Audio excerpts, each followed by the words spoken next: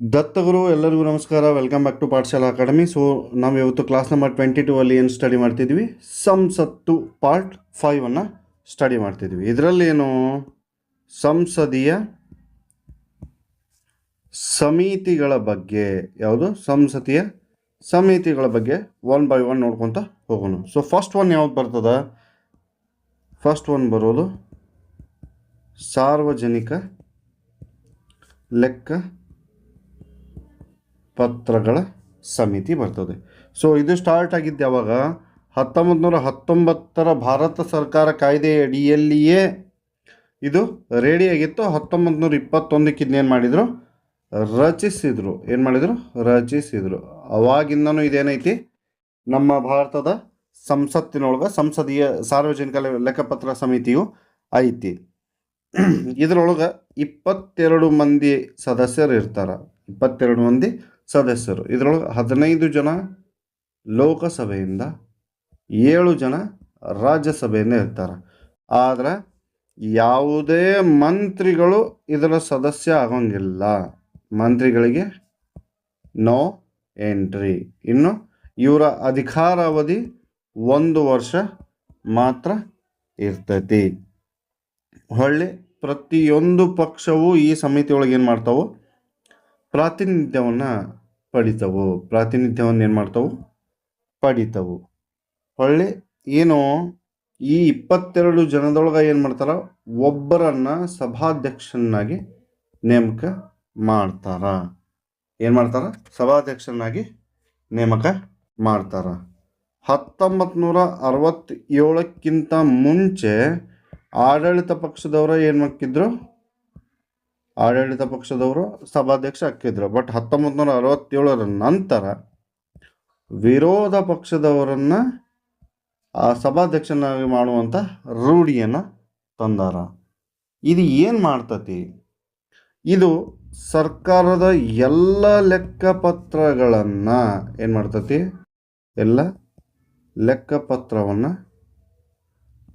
ಕೂಲಂಕುಷವಾಗಿ ಪರಿಶೀಲನೆಯನ್ನು ಮಾಡಿ ಸಾರ್ವಜನಿಕರ ಹಣ ಅಥವಾ ರೊಕ್ಕ, ಸಾರ್ವಜನಿಕರ ಹಣವನ್ನು ಪೋಲಾಗದಂತೆ ರಕ್ಷಿಸುತ್ತದೆ ಅಥವಾ ನಿಗಾ ವಹಿಸುತ್ತದೆ. ಹಳ್ಳಿವ್ರು ಏನು ಮಾಡ್ತಾರೆ? ರಾಷ್ಟ್ರಾಧ್ಯಕ್ಷರು ಏನು ಸಂಸತ್ತೊಳಗೆ CAG ಅವರ ವಾರ್ಷಿಕ ಲೆಕ್ಕಪತ್ರವನ್ನು ವರದಿಯನ್ನು ಮಂಡಿಸಿರ್ತಾರಲ್ಲ, ಇವನ್ ಅದನ್ನು ಏನು ಮಾಡ್ತಾರೆ? ಇವರು ಕ್ರಾಸ್ ವೆರಿಫೈ ಮಾಡ್ತಾರೆ.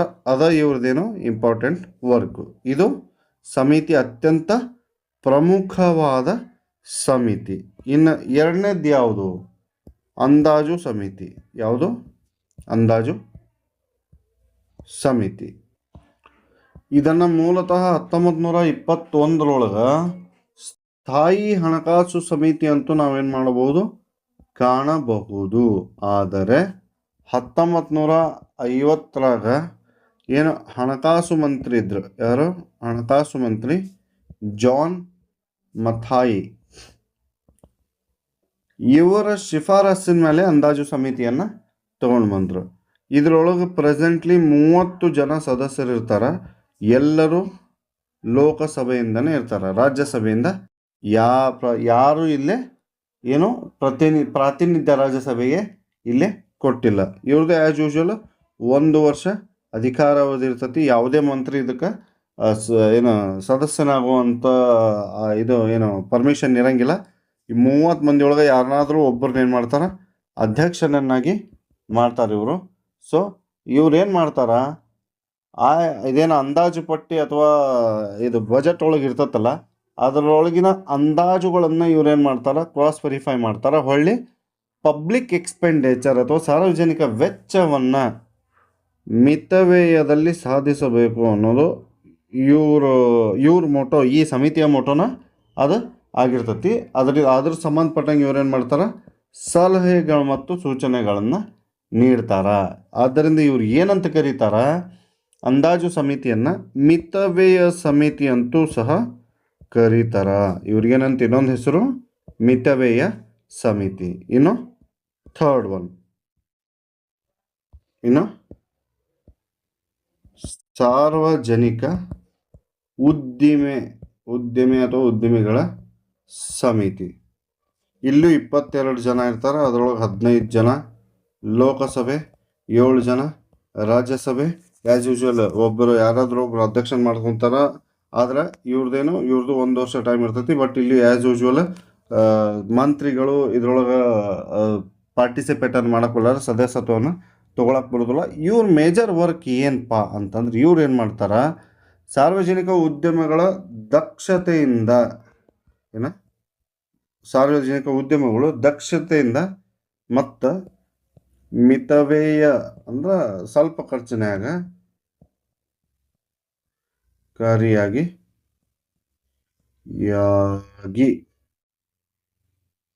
ಹೆಂಗೆ ಕೆಲಸ ಮಾಡಬೇಕು ಅನ್ನೋದನ್ನು ಹೇಳ್ತಾರ. ನಿರ್ವಹಿಸಬೇಕು ಅನ್ನೋದನ್ನು ಇವರು ಹೇಳ್ತಾರೆ. 4ನೇ ಸಮಿತಿ ಯಾವುದು? ವ್ಯವಹಾರ ಸಲಹಾ ಸಮಿತಿ. ವ್ಯವಹಾರ ಸಲಹಾ ಸಮಿತಿ. ಸೊ ಇಲ್ಲಿ ಎಷ್ಟು ಜನ ಇರ್ತಾರ? ಇಲ್ಲಿ 15 ಜನ ಇರ್ತಾರ. ಈ 15 ಜನದೊಳಗೆ ಇದು ಲೋಕಸಭೆಗೆ, ಇನ್ನು 11 ರಾಜ್ಯ, ಇವು ಸಪ್ರೇಟ್ ಅದಾವ್ರಿ. ಇಲ್ಲಿಯೂ ಅಧ್ಯಕ್ಷರು ಒಳಗೊಂಡಂತೆಯೇ ಇರ್ತತಿ, ಇಲ್ಲಿಯೂ ಸಹ ಅಧ್ಯಕ್ಷರನ್ನ ಒಳಗೊಂಡಂತೆಯೇ ಇರ್ತತಿ. ಇದ್ರ ಕೆಲಸ ಏನು? ಸದನದ ಕಾರ್ಯಕ್ರಮಗಳನ್ನು ನಿಗದಿಪಡಿಸುವುದು, ವೇಳಾಪಟ್ಟಿಯನ್ನು ನಿರ್ಧರಿಸುವುದು ಇದರ ಕೆಲಸ.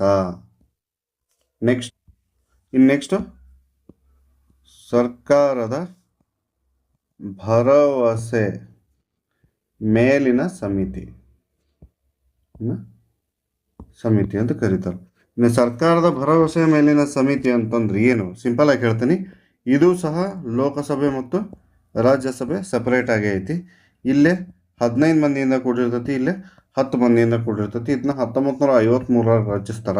ಈಗೇನು ಸರ್ಕಾರಗಳು ಭರವಸೆಗಳನ್ನು ಕೊಟ್ಟಿರ್ತಾವಲ್ಲ, ಅದರ ಬಗ್ಗೆ ವಿಶ್ಲೇಷಣೆಯನ್ನು ಮಾಡೋದು, ಅದಾದಮೇಲೆ ನೆಕ್ಸ್ಟ್ ಎಷ್ಟರ ಮಟ್ಟಿಗೆ ಅವರು ಅದನ್ನು ಈಡೇರಿಸ್ಯಾರ ಅನ್ನೋದನ್ನು ಇದು ಕೂಲಂಕುಷವಾಗಿ ಪರಿಶೀಲನೆಯನ್ನು ಮಾಡ್ತತಿ. ನೆಕ್ಸ್ಟ್ 6 ತಡ್ರಿಪ್ಪ, ಇಲ್ಲಿ ಜಾಗ ಇಲ್ಲ, so better I will go this side.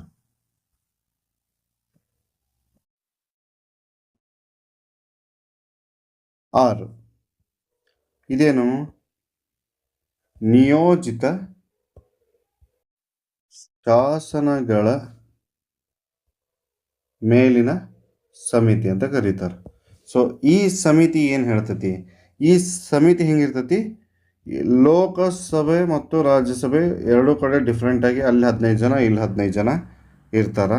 ಇದೇನಂದ್ರೆ ಈಗ ಆಲ್ರೆಡಿ ಏನು ಮಾಡಿರ್ತಾರೆ, ಸಂಸತ್ತಿಗೆ ಶಾಸನಗಳನ್ನು, ಅದು ನಿಯಮಗಳನ್ನು, ಕಾಯ್ದೆಗಳನ್ನು ಮಾಡುವಂತಹ ಅಧಿಕಾರವನ್ನು ಕೊಟ್ಟಿರ್ತಾರಲ್ಲ, ಆ ಅಧಿಕಾರವನ್ನು ಇವರು ಏನು ಮಾಡ್ತಾರ, ಅಧಿಕಾರದ ಮೂಲ ವ್ಯಾಪ್ತಿ ಅಥವಾ ಸಂವಿಧಾನದ ಪರಿಧಿ ಒಳಗೆ ಅಧಿಕಾರವನ್ನು ಚಲಾಯಿಸಾಕತ್ತಾರೋ ಅಥವಾ ಅದನ್ನು ದಾಟಿ ಚಲಾಯಿಸಾಕತ್ತಾರೋ ಅನ್ನೋದನ್ನು ಇವ್ರು ಏನು ಮಾಡ್ತಾರೆ, ಕ್ರಾಸ್ ವೆರಿಫೈ ಮಾಡ್ತಾರೆ.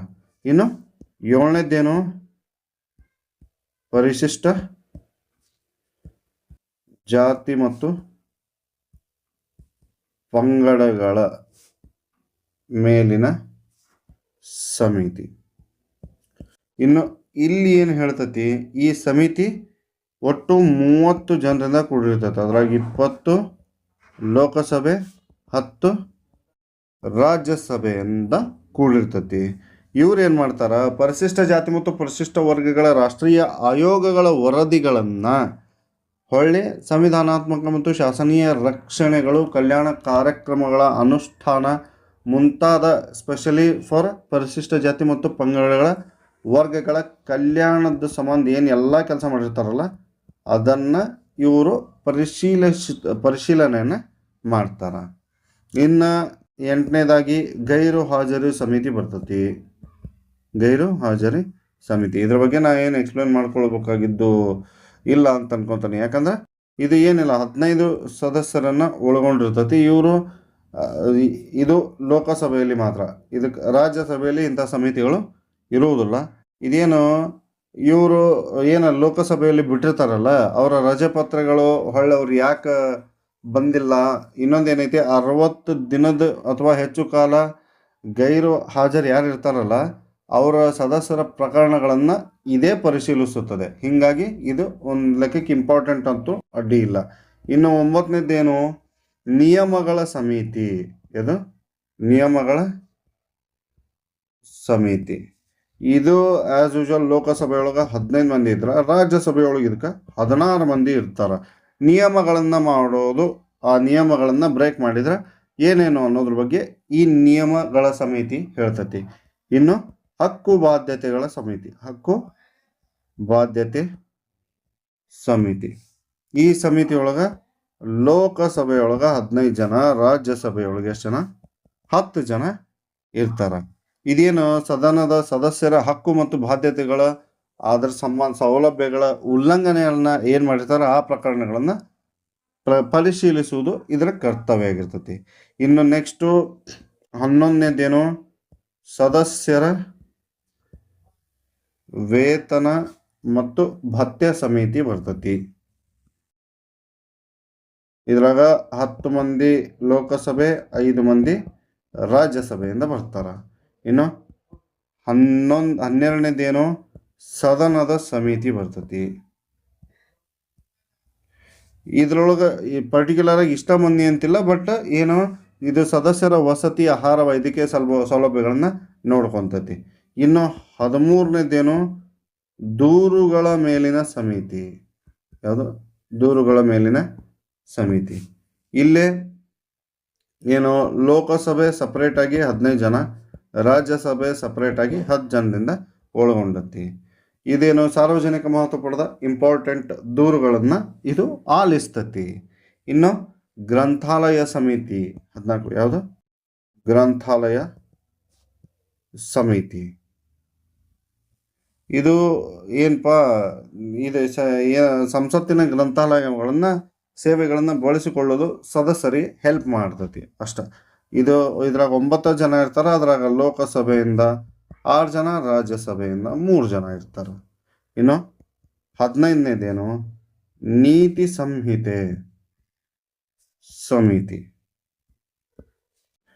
ಈ ಸಮಿತಿ ಏನು ಸಂಸತ್ತಿನ ಸದಸ್ಯರ ನೀತಿ ಸಂಹಿತೆಯನ್ನು ಜಾರಿಗೊಳಿಸ್ತದೆ. ಅಂದರೆ ಎಲ್ಲರೂ ನೀಟಾಗಿರ್ಬೇಕು, ದುರ್ನಡತೆ ಯಾರು ಮಾಡಿರ್ತಾರೋ ಅವ್ರ ಮೇಲಿನ ಪ್ರಕರಣಗಳನ್ನು ಪರಿಶೀಲಿಸಿ ಅವರ ವಿರುದ್ಧ ಏನು ಕ್ರಮಗಳನ್ನು ಕೈಗೊಳ್ಳಲು ಶಿಫಾರಸನ್ನು ಮಾಡ್ತೈತಿ. ಸೊ 16ನೇದೇನು, ಸ್ತ್ರೀ ಸಶಕ್ತೀಕರಣ ಸಮಿತಿ. ಇದನ್ನ 1997ರಾಗ ರಚಿಸ್ಯಾರ. ಸೊ ಮೂಲತಃ 30 ಮಂದಿ. ಅದರೊಳಗೆ ಲೋಕಸಭೆಯಿಂದ 20, ರಾಜ್ಯಸಭೆಯಿಂದ ಏನು ಮಾಡ್ತಾರೆ 10 ಜನ. ಇದೇನು ಮಾಡ್ತತಿ, ರಾಷ್ಟ್ರೀಯ ಮಹಿಳಾ ಆಯೋಗ ವರದಿಗಳನ್ನು ಏನು ಮಾಡ್ತತಿ, ಪರಿಶೀಲಿಸುತ್ತದೆ. ಸೊ ಇವಿಷ್ಟು ನಾ ಇಷ್ಟೊತ್ತನ ಏನು ಹೇಳಿದ್ನಲ್ಲ, ಇವಿಷ್ಟು ಸಮಿತಿಗಳು. ಇದರೊಳಗೆ ಯಾವ ಇಂಪಾರ್ಟೆಂಟ್ ಅಲ್ಲ ಅಂತಂದು ನಿಮಗೆ ನಾ ಹೇಳೋ ಇದ್ರೊಳಗೆ ಗೊತ್ತಾಗಿರ್ಬೇಕು ಅಂದ್ಕೊತೀನಿ. ಸೊ ಸ್ತ್ರೀ ಸಶಕ್ತೀಕರಣ ಸಮಿತಿ ಮೇಲೆ ಕ್ವಶನ್ ಆಗ್ಯಾವು. ಅದಾದಮೇಲೆ ಸಾರ್ವಜನಿಕ ಲೆಕ್ಕಪತ್ರ ಸಮಿತಿ ಮೇಲಂತೂ ಭಾಳ ಕ್ವಶನ್ ಆಗ್ಯಾವು. ಅಂದಾಜು ಸಮಿತಿ ಮೇಲೆ ಹೋಗ್ಯಾವ. ಅಂದಾಜು ಸಮಿತಿ ಮೇಲೆ ಏನಂತ ಕೇಳ್ಯಾನ, ಯೂಶ್ವಲಿ ಏನಂತ ಅಂದಾಜು ಸಮಿತಿಯಲ್ಲಿ ರಾಜ್ಯಸಭೆಯ ಎಷ್ಟು ಸದಸ್ಯರು ಇರ್ತಾರ ಅಂತ ಕೇಳ್ಯಾನ. ಇಲ್ಲಿ ರಾಜ್ಯಸಭೆಯ ಸದಸ್ಯರು ಇರ್ತಾರನ. ಅಂದಾಜು ಸಮಿತಿ ಅಂದರೆ usually not nothing less than budget committee ಒಳಗೆ ಯಾರು ಇರ್ತಾರ, ಬಜೆಟನ್ನು ಮಾಡುವಂಥ ಅಧಿಕಾರ ಯಾರಿಗೆ ಐತಿ, ಹಣಕಾಸು ವ್ಯವಹಾರ ಇರೋದು ಲೋಕಸಭೆ. ಸೊ ಅಲ್ಲಿ ರಾಜ್ಯಸಭೆಯವರು ಯಾರು ಭಾಗವಹಿಸುವುದಿಲ್ಲ. ಇನ್ನೊಂದೇನು, ಸಾರ್ವಜನಿಕ ಲೆಕ್ಕಪತ್ರ ಸಮಿತಿ ಒಳಗೆ ರಾಜ್ಯಸಭೆಯವರು ಎಷ್ಟು ಜನ ಇರ್ತಾರೆ ಅಂತ ಕೇಳೋಣ, ಲೋಕಸಭೆಯವರು ಎಷ್ಟು ಜನ ಇರ್ತಾರ, ಒಟ್ಟು ಎಷ್ಟು ಜನ ಇರ್ತಾರಂತೂ ಕೇಳ್ಯಾನ. ಅದರ ಅಧಿಕಾರಾವಧಿಯನ್ನು ಕೇಳ್ಯಾನ. ಕನ್ಸಿಡರ್ ದ ಫಾಲೋವಿಂಗ್ ಸ್ಟೇಟ್ಮೆಂಟ್ ಒಳಗೂ ಕೇಳ್ಯಾನ. ಹಾಗಾಗಿ ಇವು 1-2 ಸಮಿತಿಗಳು. ಅದಾದಮೇಲೆ ಸಾರ್ವಜನಿಕ ಇದು ಇದು ಲಾಸ್ಟ್ನೇದು ಸ್ತ್ರೀ ಸಶಕ್ತೀಕರಣ ಮೇಲಿನ ಸಮಿತಿ.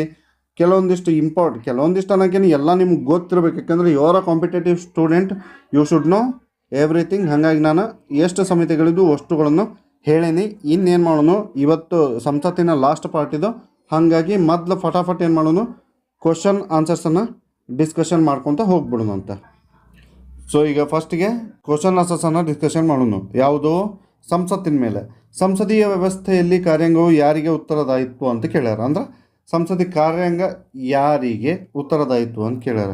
ನೇರವಾಗಿ ಜನರಿಗೆ, ನ್ಯಾಯಾಂಗಕ್ಕೆ, ಶಾಸಕಾಂಗಕ್ಕೆ. ಸೊ ಆನ್ಸರ್ ಆಪ್ಷನ್ ಯಾವುದಂತ ನೀವು ಹೇಳ್ಬೇಕು. ಆಪ್ಷನ್ ತರ್ರಿ ಒಂದು ನಿಮಿಷ, ನಾನು ಇದನ್ನ ಅಳಕಿಸ್ತೀನಿ.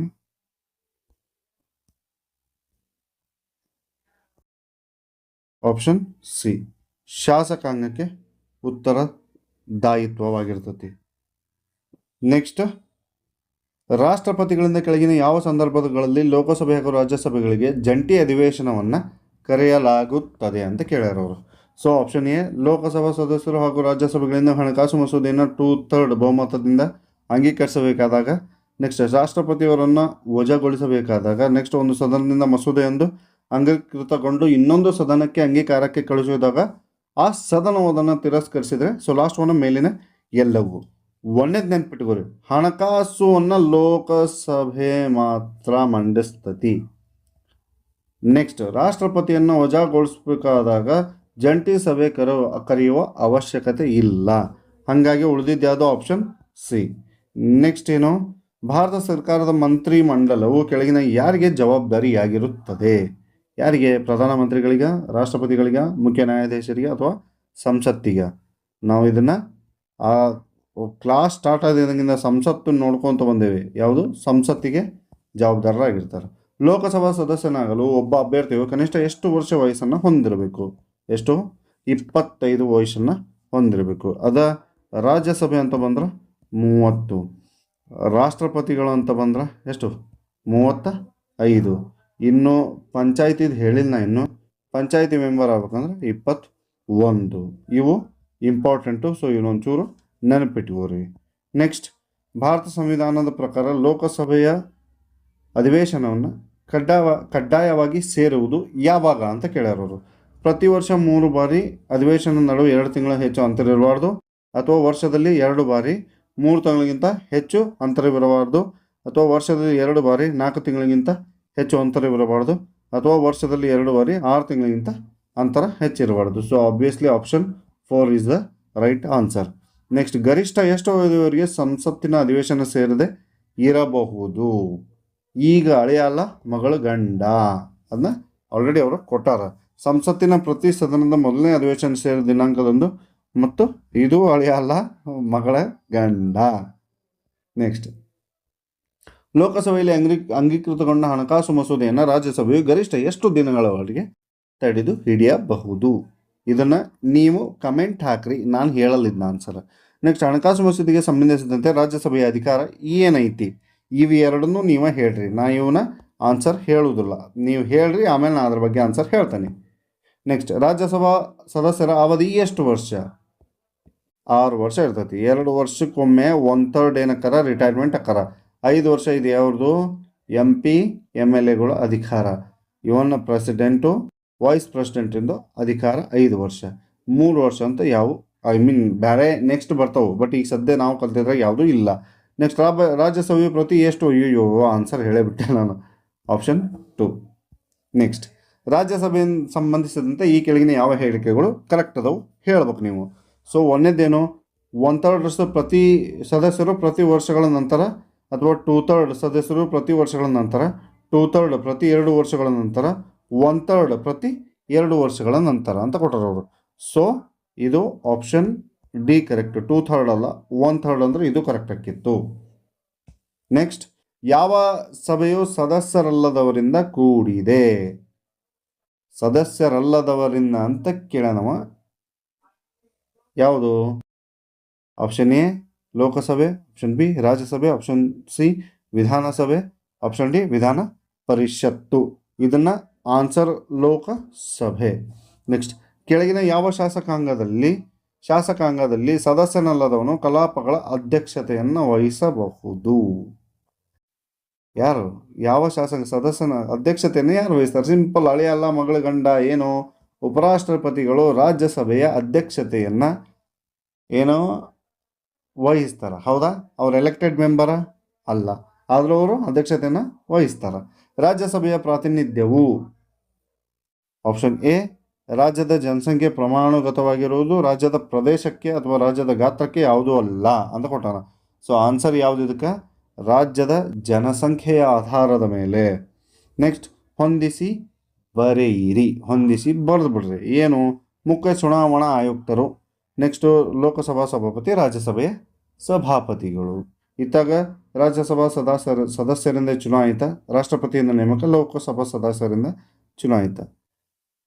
ಲೋಕಸಭಾಪತಿಯವರು ಲೋಕಸಭೆ ಸದಸ್ಯರು, ರಾಜ್ಯಸಭೆ ಉಪಸಭಾಪತಿ ಅಂತ ಕೊಟ್ಟ. ನಾವು ಇದು ಉಪ ಅಂತ ಕೊಟ್ಟಿಗಿಟ್ಟಿದ್ದಿಲ್ಲ ಅಂದ್ರೆ ಮತ್ತೆ ಪಿಕ್ಚರ್ ಬೇರೆ ಹಾಕಿತ್ತು. ಬಟ್ ಅವೇನು ಮಾಡ್ಯಾನ, ಉಪ ಅಂತ ಕೊಟ್ಟಾನ. ಸೊ ಹಾಗಾಗಿ ಇದು ರಾಜ್ಯಸಭಾ ಸದಸ್ಯರಿಂದ ಚುನಾಯಿತ. ನೆಕ್ಸ್ಟ್, ಮುಖ್ಯ ಚುನಾವಣಾ ಆಯುಕ್ತರೇನು? ರಾಷ್ಟ್ರಪತಿಯಿಂದ ನೇಮಕ. ನೆಕ್ಸ್ಟ್, ಲೋಕಸಭೆಯ ಸಭಾಪತಿಯು ರಾಜ್ಯಸಭೆಯಿಂದ ಆಯ್ಕೆಗೊಳ್ಳುತ್ತಾರೆ, ಅಧ್ಯಕ್ಷರಿಂದ ನೇಮಕಗೊಳ್ಳುತ್ತಾರೆ, ಲೋಕಸಭೆಯಿಂದ ಆಯ್ಕೆಗೊಳ್ಳುತ್ತಾರೆ, ಪ್ರಧಾನಮಂತ್ರಿಗಳಿಂದ ನೇಮಕಗೊಳ್ಳುತ್ತಾರೆ. ಈಗ ಜಸ್ಟ್ ನಾವು ಹಿಂದೆ ಡಿಸ್ಕಷನನ್ನು ಮಾಡ್ಕೊಂಡು ಬಂದ್ವಿ. ಏನು? ಲೋಕಸಭೆಯಿಂದ ಆಯ್ಕೆ ಆಕಾರ ಅವರು ಎಲ್ಲರೂ ಸೇರಿ ಒಬ್ಬರನ್ನ ಆಯ್ಕೆ ಮಾಡ್ತಾರೆ. ಕೆಳಗಿನ ಹೇಳಿಕೆಗಳಲ್ಲಿ ಯಾವುದು ಹಣಕಾಸು ಮಸೂದೆಗೆ ಸಂಬಂಧಿಸಿದಂತೆ ಸರಿ ಇದೆ? ಇದನ್ನು ರಾಜ್ಯಸಭೆಯಲ್ಲಿ ಮಂಡಿಸಲಾಗುವುದಿಲ್ಲ. ಒಂದು ಮಸೂದೆ ಹಣಕಾಸಿನ ಮಸೂದೆಯೇ ಅಲ್ಲೋ ಹೌದೋ ಅಲ್ಲೋ ಎಂಬ ಪ್ರಶ್ನೆ ಉದ್ಭವಿಸಿದರೆ ಲೋಕಸಭೆಯ ತೀರ್ಮಾನವೇ ಅಂತಿಮ.